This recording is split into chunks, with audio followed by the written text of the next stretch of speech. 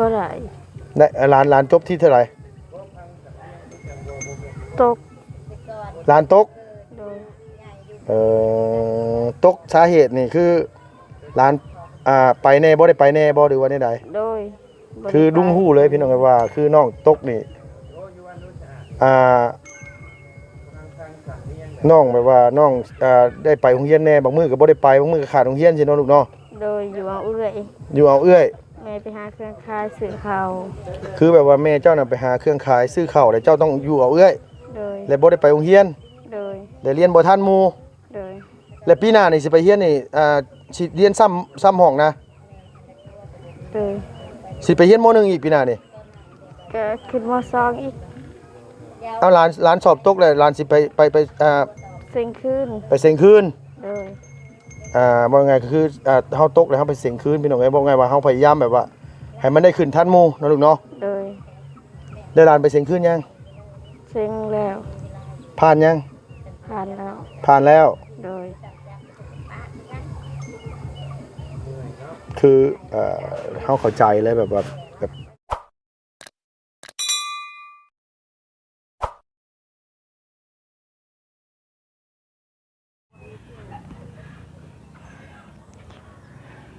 กับสบายดีและสวัสดีเด้อพ่อแม่พี่น้องเบิดสุขุสุคนระหว่างในและก็ต่างประเทศเนาะพี่เนาะที่เขามารับมาชมช่องของ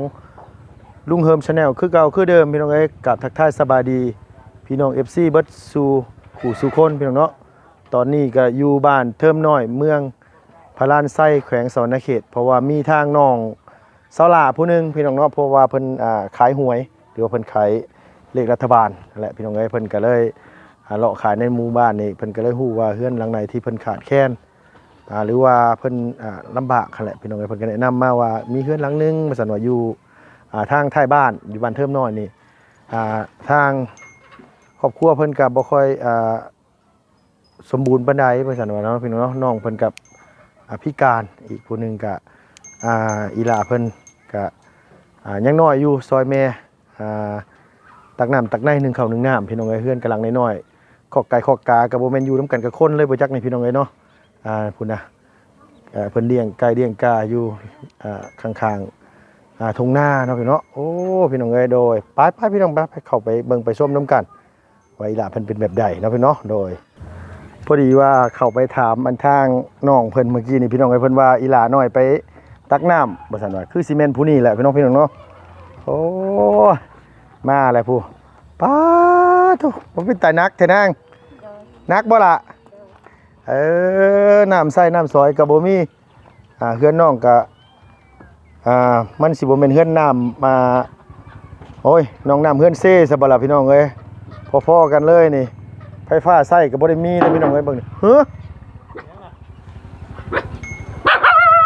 โอ้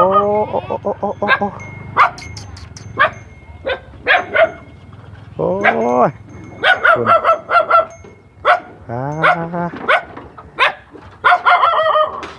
ลาบ้าขออยากขึ้นเฮือนนี่เลยลูกเด้อขออยากขึ้นเฮือนนี่เลยล่ะ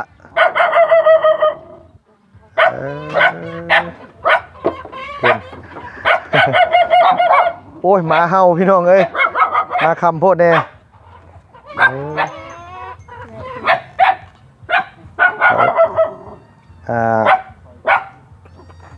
น้องอีหลาชื่อหยังก็ลูกสบายดีป้าลุงแน่สบายดีโดยน้องรัศมีโอ้ยมาหน่อยเฮาหลายพี่น้องเอ้ยโดยอันนี้ไม่ป้าลุงแน่มาขออนุญาตได้เลยเด้โดยอายุจักปีเลยลูก14โอ้คือผู้น้อยแท้กินข้าวหลายอยู่บ่นี่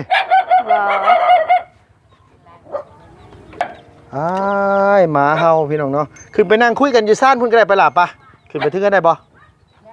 ได้ขึ้นไปนั่งพุ่นไปเดี๋ยวหมาเพิ่นบ่เห็นลุงเดี๋ยวมันจังบ่ได้เห่าพี่น้องเอ้ยคันเห็นนี่เห่าอยู่นี่ก็พอแห้งอีกแล้วเห่านี่เอานั่งอยู่หั่นแหละลูกนั่งอยู่หั่นแหละโดยสบายดีเด้อพ่อเด้อโดยสบายดีอยู่กันจะคนนี่ล่ะ4 คนค่ะ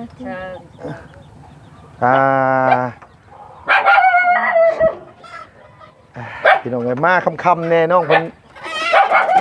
เขียนหนังสืออยู่บ่ เฮียน อยู่ม.ใดแล้ว มหนึ่ง อยู่ม.หนึ่งบ่แม่นอีหล่าบ่อันที่เบาอันว่าอันเอิ้นขึ้นรถ โดย แม่นบ่ที่เจ้าบ่ขึ้นนำหั่นใด โดย ที่เจ้าย่างไปเฮียนหั่นใดร้านย่างไปเฮียนซุมื้อบ่ โดย เพราะว่าลุงเข้ามาเลยเห็นน้องเพิ่นเลิกโรงเรียนแล้วน้องเพิ่นย่างมาแต่โรงเรียนเนาะลูกเนาะ โดย โดยขออนุญาตอันไปยับไปพุ่นอีกน้อยหนึงไปทักน้ำซุมื้อเลย อืม โดยเลยเนาะ โดย เรียนอยู่ม .1 โดย ความฝันมาจากเรียนฮอดมใดลูกล่ะ มเจ็ด ฮอดม7เลย โดย แต่ว่ารัดสิย่างไปซุมื้อนี่บ่ โดย ความฝันของเจ้าหั่นนะแบบว่าเจ้าบ่ได้อยากได้รถถีบรถหยังได้บ่ลูก จักได้รถจักรขี่ อยากได้รถจักรไป โดย คือปกติหมู่สนิทกันนี่คือ3คนที่เจ้าย่างกันตลอดนะบ่ โดย อ๋อที่ย่างนี่บ่มีรถ โดย ก็เลยย่างไป โดย ตอนเช้าร้านอันตื่นแต่จักโมง 4 โมงบางทีก็5 โมง ตื่นแต่4 โมง5 โมงเช้า โดย กินข้าวอยู่เฮือนหรือว่าไปกินอยู่โรงเรียนลูก กินอยู่เฮียน ไปกินอยู่โรงเรียน โดย ตอนเช้าอันคือบ่ได้กินอยู่เฮือนเนาะ โดย คือถ้าเฮากินอยู่เฮือนน่ะยันมันบ่ทันไปโรงเรียน โดยสวย มันสวย สิบ่ทัน หลานก็เลยอันว่าถือข้าวไปกินอยู่เฮียน ห่อไปกิน โดย ได้หยังแน่ไปกินแต่ละมื้อบ างทีก็บ่ได้หยังข้าวกินข้าวเปล่า ถือแต่เข้าไป โดย แล้วมาขออย่าตถามเนาะเวลาบ่าวเอิ้นหลานขึ้นรถน้ำหลานคือบ่ขึ้นน้ หมูพาย่างหมูบัวขึ้น ำแต่เจ้าบ่ได้ย่านแม่นบ่ โดย ย่านอยู่บ่ ย่าง ย่านคือกัน โดย ลุงนี่พี่น้องเอ้ยเห็นอีหล่าเพิ่นนี่ย่างมาแต่ในเมืองจากบ้านนี่ไปในเมืองจักกิโลล่ะจักลักลูก บ่ฮู้ ฮอดอยู่3-4ลักเนาะ โดย ไกลเติบเลยพี่น้องโดยขอบใจหลายๆว่าอะไรมันค่ำๆเนี่ยพี่น้องเอ้ยก็เลยอันว่าใต้โคมคือที่จริงนี่ลุงน่ะเห็นน้องเพิ่นหลายเทื่อเลยล่ะ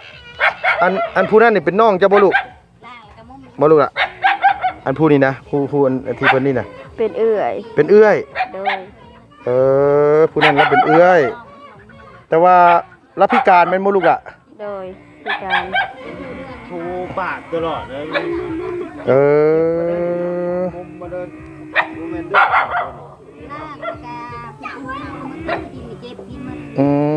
อันนั้นเอื้อยรัดเนาะ โดย คือน้องหล่าเพิ่นนี่เพิ่นเรียนอยู่ม .1 พี่น้องเอ้ยปีนี้คือหมายความว่าปีแรกแม่นบ่ลูก โดย ปกตินี่เจ้าเรียนอยู่บ้านเฮาเนาะ โดยอยู่บ้าน เรียนอยู่บ้านแล้วก็อยู่บ้านนี่มันมีฮอดป .5 แล้วก็สิม .1 ฮอดม .7 อยู่ม .2 พระลานไซ โดย หลานไปเรียนอยู่หั่น โดย แล้วก็ย่างไปซุมื้อพร้อม โดย แล้วความฝันนี่อยากเรียนฮอดม .7 พุ่น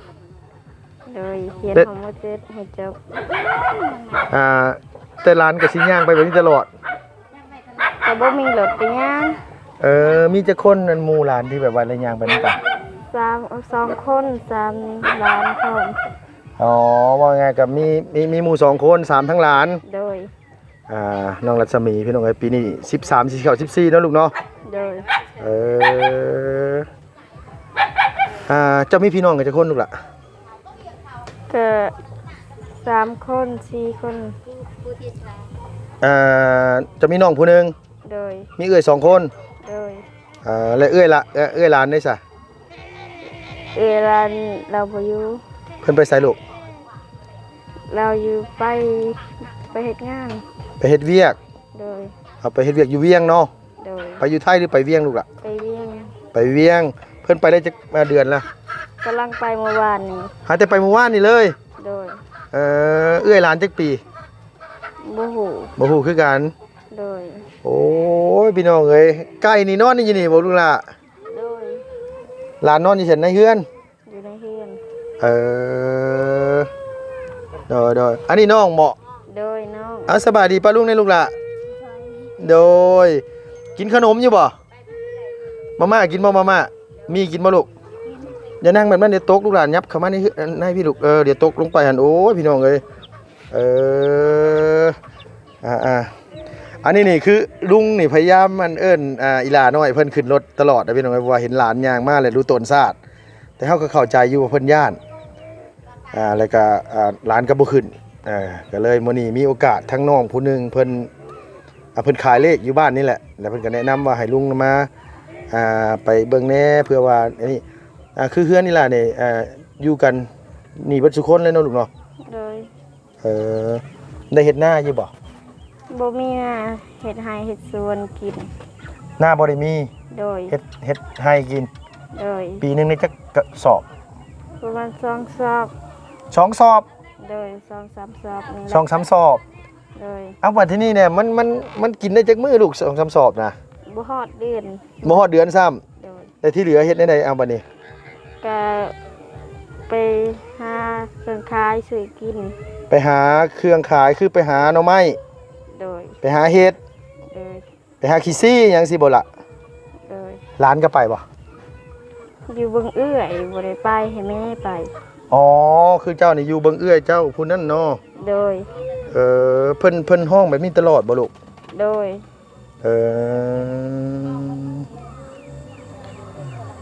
น้องเพิ่นความฝันอยากเรียนฮอดม.7 พี่น้องเอ้ยแต่ว่าคือจังซี่แบบว่ามันระยะทางที่แบบว่าจากเฮือนไปอันว่าโรงเรียนอันว่ามสพลานไส้นี่มันค่อนข้างสิไกล โดย แต่หลานนี่ต้องย่างไปซุมื้อตื่นแต่ตี 4ตื่นแต่4 โมงเช้านั่นล่ะเนาะ โดย อาบน้ำอาบในนึ่งข้าวนึ่งน้ำแล้วก็ห่อข้าวไป โดย ไปกินอยู่พุ่น โดย หลานได้เงินไปโรงเรียนมื้อละจักกี่ บางทีก็2,000บางทีก็บ่ได้ บางมื้อก็ได้มื้อละ 2,000 กีบ โดย หลานเรียนอยู่ม .1 หลานได้มื้อละ 2,000 กีบ โดย ป้าแล้วเฮ้ยคือค่าของชีพบ้านเฮาซุมื้อนี่หลานได้ 2,000 กีบหลานซื้อหยังได้ในลูก ก็ซื้อแต่ขนมหั่น แนวกินได้ซะล่ะ บ่มีมันบ่มีขาย มันบ่มีขาย 2,000 เลย 2,000โดย แต่ก็หลานบ่ได้กินกับหยังแต่ละมื้อซะลูก กินกับแจ่ว ตำแจ่วไปนำ โดย นี่แหละพี่น้องเนาะเปรียบเทียบใส่กับลูกคนที่เพิ่นมีตังค์หรือว่าคู่คนเพิ่นฐานะดีพี่น้องเอ้ยแต่บ่ได้ตั้งใจเรียนแต่น้องตั้งใจเรียนแต่ว่าฐานะค่อนข้างสิขาดเคินหรือว่า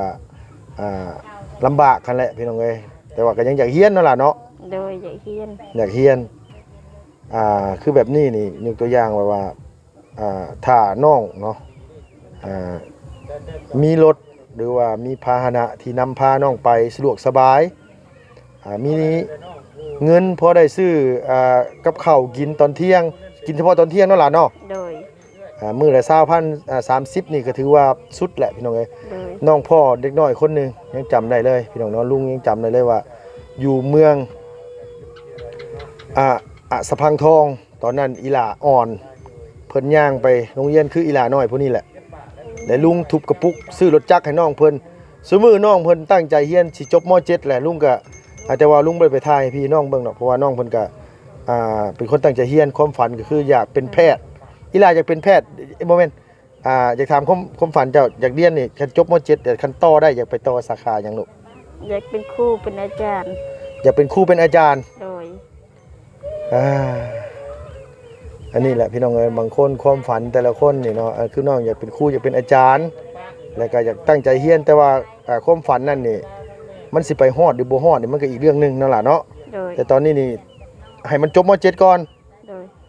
คือหลานอยากให้มันจบม .7 ก่อนเนาะ โดยจบม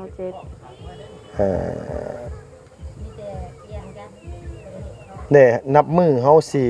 ใหญ่ขึ้นเรื่อยๆเรื่อยๆแต่หลานแบบว่าบ่มีเงินไปโรงเรียนสิเคยท้อบ่ลูกเคยท้อบ่เคยน้อยใจบ่น้อยใจทุกโชคชะตาแบบว่าหมู่ไปแล้วหมู่มีเงินซื้อกินหมู่มีรถขี่ .7 โดย เคยคิดบ่ เคยคิด แบบเคยคิดแบบว่าอยากอายหมู่สิบ่ โดย อยากอายบ่ จักอาย แต่ว่าเนาะที่ลุงสิบอกเจ้าเลยว่าเมื่อก่อนเนาะก่อนลุงสิมาฮอดจุดนี้หรือว่าสิมาฮอดจุดนี้ได้นี่ชีวิตลุงบ่ต่างกันกับเจ้า แต่ว่าเฮาบ่ทิ่มความฝันเฮาซำนั้นแหละ แต่ความอยากอายน่ะมันสิกีดกั้นเฮาบ่ให้เฮาฮอดฝันนี่สิเลยลูกเอ้ย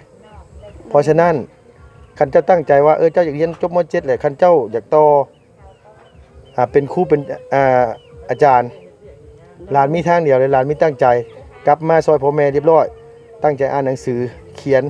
เรียนให้มันเก่งกว่าหมู่ในห้องมีจักคนในห้องหลานเรียนมีจักคน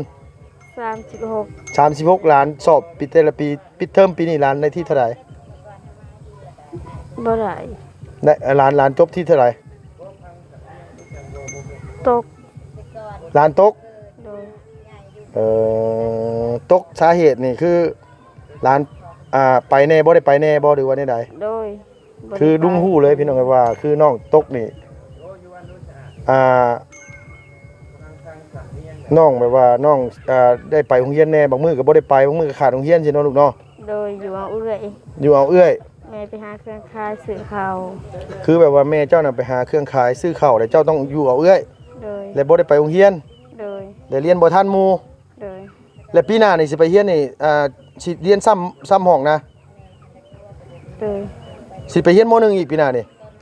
ก็ขึ้นม.2อีกเอาหลานสอบตกแล้วหลานสิไปเซ็งคืนไปเซ็งคืนโดยบ่ไงก็คือเฮาตกแล้วเฮาไปเซ็งคืนพี่น้องเอ้ยบ่ไงว่าเฮาพยายามแบบว่าให้มันได้ขึ้นทันหมู่เนาะลูกเนาะโดยได้หลานไปเซ็งคืนยังเซ็งแล้วผ่านยังผ่านแล้วโดยคือเฮาเข้าใจเลยแบบว่าเกิดในสถานะแตกต่างกันพี่น้องเอ้ยแต่ละคนนี่คือเด็กน้อยบางคนดิ้นรนอยากมีความรู้อยากมีอาชีพแต่ขาดโอกาสขาดทุนเป็นเด็กน้อยที่ว่าเบิ่งแววตาน้องลุงเห็นประมาณ 3-4 เทื่อนี่แหละลุงเห็นน้องเพิ่นแต่ลุงเอิ้นน้องเพิ่นขึ้นรถตลอดแต่เพิ่นก็ย่านว่าเฮาเป็นคนบ่ดีย่านว่าเฮาเป็นคนจับเด็กน้อยนู่นนี่นั่นบ่ล่ะแต่หลานบ่กล้าขึ้นน้ำเนาะแล้วก็ลุงเอิ้นเพิ่นขึ้นรถตลอดแต่น้องก็บ่ขึ้นไปแล้วก็บ่ได้โทษน้องดอกเพราะว่าเฮาก็รู้อยู่ว่าแต่บางเทื่อก็อยากจอดรถแต่ย่านนั้นน้องแล่นหนีย่านน้องย่านอีหยังซี่นะพี่น้องบอกว่าเฮาก็บ่กล้าจอดเพราะว่าสะนึงมาหลักๆก็คือเฮาบ่ฮู้จักกันกับน้องเพิ่นแล้วเฮาก็รู้ตนอยู่พี่น้องเอ้ยบางเทื่อก็อยากเอาแนวอยากกินให้น้องเพิ่นเวลามันย่างมาเว้ากันล้มมันกันมาข้าวต้มขนมสิก็ย่านน้องบ่เอาแต่ในใจเจ้าจะขึ้นอยู่บ่แบบขึ้นท้ายกระบะอีหยังสิจะขึ้นอยู่บ่อยากแต่หมู่บ่กล้า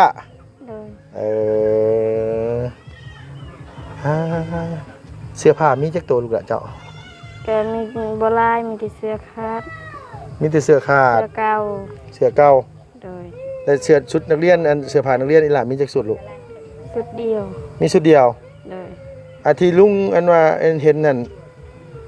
ผ่านไปผ่านมานี่ใส่แต่ชุดนั่นบ่โดยบางทีก็เสื้อแขนยาวมี2ตัวเสื้อแขนยาวมี2เสื้อแขนสั้นมีตัวเดียวโดยเสื้อแขนยาวข้างนอกมี2ตัวโดยบัดทีนี้สมมุติว่า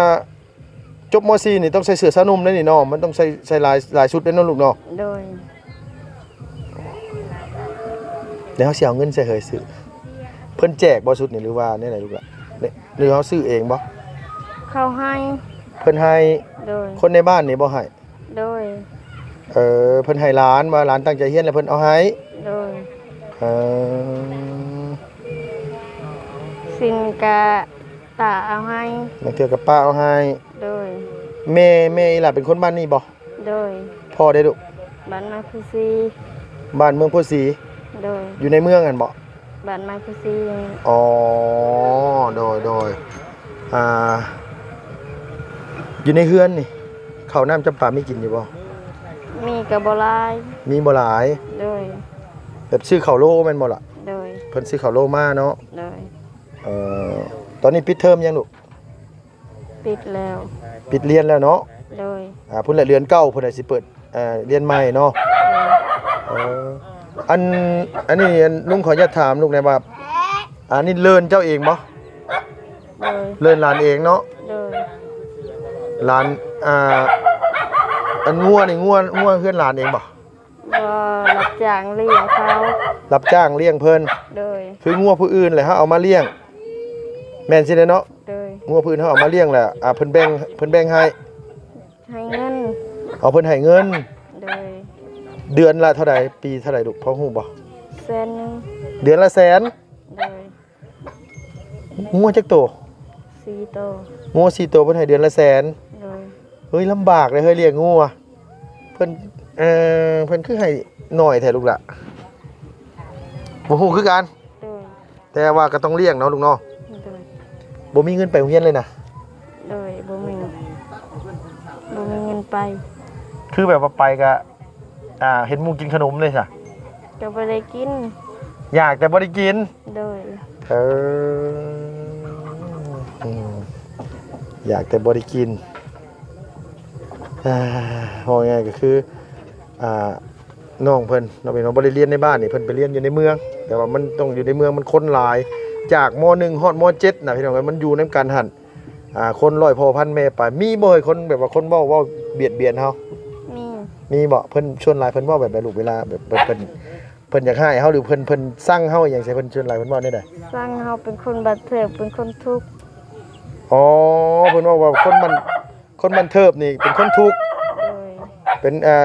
ซุ่มทุกข์ซุ่มยาก โดย ส่วนหลายน่ะเป็นคนในเมืองบ่เว้าหรือเป็นคนบ้านนอกคือกัน คนในเมือง คนในเมือง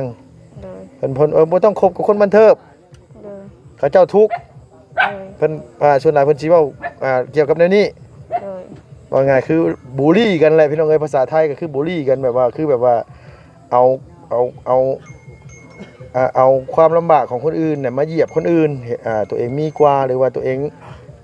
ดูดีกว่าได้ใส่ชุดงามได้ใส่รองเท้างามก็มาเว้านู่นนี่นั่นกับเฮานั่นแม่นบ่ล่ะ โดย เอาพี่น้องเอ้ยอันนี้ก็เป็นอีกเทอนึงแต่มามื้อนี้ลุงบ่ได้เบิ่งหยังคักดอกพี่น้องเพราะว่าทั้งมันค่ำแล้วมีแต่ว่าลุงซื้อมามีอยู่หั่นแล้วก็ลุงสิเอาเงินให้อีหล่าได้ลูกเด้อบ่ได้ซื้อกินนะลูกเด้อพี่น้องเอ้ยหลานก็ไปโรงเรียนบ่ได้มีเงินติดโตไปแล้วก็ไปก็เวลาหมู่ซื้อขนมหรือว่าซื้อกับข้าวกับหยัง โดย แบบนั้นก็บ่กล้านั่งกับหมู่ได้เนาะเฮ้ยเนาะอย่างอายหมู่เนาะ โดย เวลากินข้าวนี่กินกันจักคน กินตัวละคนกินผู้เดียว เจ้ากินผู้เดียว โดย คือเฮาต้องเตรียมตัวของเฮาไป โดย ตำแจ่วไปมีปิ้งเขียดเอาปิ้งเขียดไป โดย มีปิ้งปลาก็เอาปิ้งปลาไป โดย มีขวดจุจีก็เอาขวดจุจีไป โดย กินบ่กุจีกะ กิน ตัวน้ำขี้ควายนะ โดย บ่าวก็กินคือกันบ่าวก็มักคือกัน กินทุกอย่างที่กินได้เนาะลูกหลานเนาะ โดย เพื่อว่าเฮาเอาตัวรอดเอาชีวิตรอดแล้วเฮาก็อยากไปอยู่จุดนั้นแล้วอยากเป็นครูเป็นอาจารย์ โดย เพื่อว่ามีหน้าที่การงานที่เฮาเลี้ยงดูเฮาได้ โดย น้องเพิ่นยังบ่ทันได้ลึงเพิ่นก็เว้าบ่เก่งแน่แต่ว่าลุงเชื่อว่าน้องเป็นนักเรียนม.พี่น้องเอ้ยเพิ่นต้องฮู้จักแหละก็เพิ่นก็ฮู้จักสังคมฮู้จักอันนี้ปกติหลานเว้าเก่งบ่ บ่ค่อยกิน บ่ค่อยเก่งปานใด โดย ยังอยากอายอยู่เนาะ โดย โอเคอันนี้บ่าวเอาเงินให้แสนนึงไปติดตัวเด้อลูกหลานเด้อ โดย บื้นไปโรงเรียนบ่นี่ บ่ บ่ได้ไปแล้วปิดแล้วเนาะ โดย เอาอันนี้อันมาบ่าวให้เด้อเงินแสนนึงนี่มีคนเคยเอาให้เจ้าอยู่บ่ บ่มี บ่เคยมี โดย ความฝันสิ่งแรกที่อยากได้สมมุติว่าทางชุมลุงมาซอยหรือว่าผู้ใหญ่ใจะดีเพิ่นเห็นความตั้งมุกตั้งใจอีหล่ะอยากไปไปเฮียนตัวอยากได้หยัง อยากได้รถ อยากได้รถ โดย อยากได้พาหนะที่แบบว่านำพาเฮาไปสะดวกสบายนะลูกเนาะ โดย ไปฮอดโรงเรียนแต่เช้า โดย ไปตั้งใจเรียนเลิกโรงเรียนมาแล้วจะได้กลับมาเบิ่งเอื้อย โดย หลานสอบตกเด้อพี่น้องสอบตกแต่ว่าไปยังไปเซ็งยังเพิ่นไปเซ็งคืน คืน แล้วล่ะเนาะ โดย เพราะว่าหนึ่งหลักๆก็คือไปเบิ่งเอื้อยเพิ่นนั่นแหละพี่น้องเอ้ยไปพี่เบาเอามาม่าให้ลูกมาม่ากับจักเหลือจักห่อผู้พี่น้องเอ้ยเพราะว่ามากับคำแน่มื้อนี้ก็ได้งัวนี่4โตจ้างเลี้ยงเพิ่นเดือน100,000กีบว่าซั่นว่าป๊าดโตอายุ14ซะแม่นโตน้อยแฮงกินข้าวหลายๆเด้อจักสิกินหยังหลายเนาะข้าวบ่มีกินเนาะ โดย ผู้นั้นได้เป็นเอื้อยผู้นี้ เป็นเอื้อยเนาะ ผู้นี้เป็นเอื้อยบ่ไร โดยแม่น สบายดีเด้อแม่เด้อโดย บันส่วน สบายดีล่ะ สบายอ้ายเพิ่นให้ลูกเลย โดยมาพี่เอาบ่อันเอามาม่าให้นี่ก็ เอามาม่าน้ำ เอาลูกอ่ะโดยเหงื่อแตกเอาโดยอันนี้ข่อยจำได้แล้วบ่อะไรเอ้ยน้องเพิ่นที่ข่อยเอิ้นขึ้นรถนั่นจำได้แล้วอันแววตาเพิ่นข่อยจำได้แล้วย่านแม่นบ่นางย่านแลนไอเอิ้นขึ้นรถน้ำโดยเอาขนมลูกเอาไปกินอยู่กว่ามาอยู่ได้ขนมมาอันนี้บ่แม่น้องให้น้องเพิ่นเบิ่งโดยเอาลูกหล่ะเอาไว้กินนะลูกเด้อผู้นั้นผู้เป็นแก้วเจ้าของอยู่ไหมโดนอันนั้นเป็นเอื้อยที่ลูก